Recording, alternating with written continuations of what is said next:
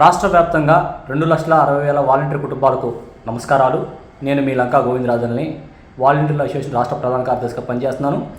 ఈ వీడియో చేయడానికి గల కారణం ఏమిటంటే, ఒకటే మనం ఇప్పటికే ఫిబ్రవరి 17వ తారీఖున ఆమరణ నిరాహార కూర్చుందామని చెప్పేసి ప్లాన్ చేసుకున్నాం. దాని జయప్రదం నిమిత్తం మనకి సంఘీభావంగా వివిధ ప్రజా సంఘాలు, వివిధ రాజకీయ పార్టీలు కూడా మనం పిలుపునివ్వడం, ఆహ్వానం పలకడం జరుగుతుంది. రేపటి నుంచే మన కార్యాచరణ రూపొందిస్తున్నాం. ఖచ్చితంగా వివిధ రాజకీయ పార్టీలకి అందరికి కూడా మనం ఆహ్వానం పలుకుతాం. మనకు సంఘీభావంగా రావాలని చెప్పి, మాకు మద్దతు తెలపాలని చెప్పేసి ఫిబ్రవరి 17వ తారీఖున జరగబోయే విజయవాడ ఆమరణ నిరాహార దీక్షకి అన్ని రాజకీయ పార్టీలు, అన్ని ప్రజా సంఘాల మద్దతులు రేపటి నుంచే మనం లెటర్ రెడీ చేసి వాళ్ళ దృష్టికి తీసుకెళ్ళి వాళ్ళ సంఘీభావం ఇస్తున్నట్టుగా వాయిస్లో కూడా మన గ్రూపుల్లో ప్రచారం చేయడం జరుగుతుంది. డెఫినెట్లీగా అందరి మద్దతుతో ప్రభుత్వం మీదకి ఒత్తిడి తీసుకొచ్చినా సరే ఖచ్చితంగా మనం విజయం సాధిస్తామే తప్ప వెనక్కి వెళ్ళే ప్రసక్తి లేదు. వాలంటీర్లారా ఎవరు భయపడమాకండి, ఎవరు భయపెట్టినా భయపడద్దు. మన హక్కు, ఉద్యోగ భద్రత కల్పించుకోవాల్సిన బాధ్యత మన మీద ఉంది. డెఫినెట్గా ఎన్నికల వాగ్దానం చేసింది మనం కాదు, ప్రభుత్వం ఎన్నికల వాగ్దానం చేసింది కదా, మాట నిలబెట్టుకోవాలని చెప్పి మనం ఫైట్ చేస్తున్నామే తప్ప గొంతమ్మ కోరిక కోరట్లేదు. కాబట్టి ఎవరు మిమ్మల్ని ఇబ్బంది పెట్టినా, అయ్యా మా ఉద్యోగ భద్రత కోసం మేము అడుగుతాం తప్ప మేము ప్రభుత్వాన్ని ఏమీ అడగట్లా. గొంతమ్మ కోరికలు డెఫినెట్గా మా హక్కు కోసం మేము వెళ్తున్నాం, మమ్మల్ని అడ్డుకోమాకండి అని చెప్పేసి అనండి. అందరూ కూడా రావడానికి ప్రయత్నం చేయండి. ఎన్ని ఆటంకాలు ఎదురైనా సరే అది జయప్రదం చేస్తే ఖచ్చితంగా మన ఉద్యోగాలు, మన ఉద్యోగ భద్రతలు జరుగుతాయని చెప్పి నేను నమ్ముతున్నాను. డెఫినెట్గా ఆ రకంగా ముందుకెళ్దాం. ఎవరు కూడా వెనకాడికి లేమాకండి. ఇప్పటి నుంచే డిస్కషన్లు బిగించేయండి. గ్రూపుల్లో కూడా, అన్ని గ్రూపుల్లోనూ నేను ఒకటే కోరుకుంటున్నాను.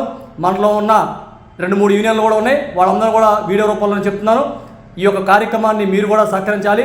మీరు కూడా మద్దతు పలకడమే కాకుండా దీనిలో భాగస్వాములు అవ్వాలని చెప్పేసి వీడియో రూపంలో ఆల్రెడీ నేను పర్సనల్గా ఫోన్ చేసి మాట్లాడతాను.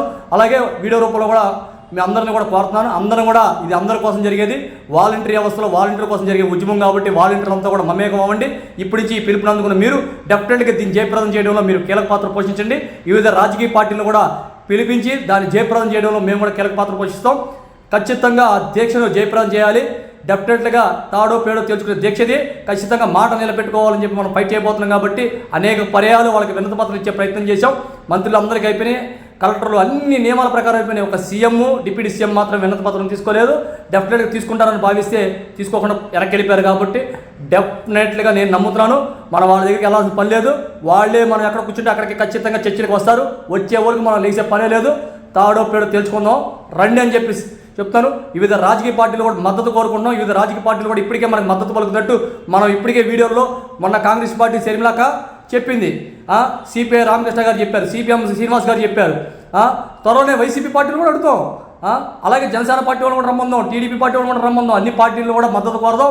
మన హక్కుని కాపాడుకోవడం కోసం అందరి ప్రజల మద్దతు కూడా కోరదాం. ఇప్పటికే మనం ప్రజల్లోకి వెళ్ళి చూపిస్తాం.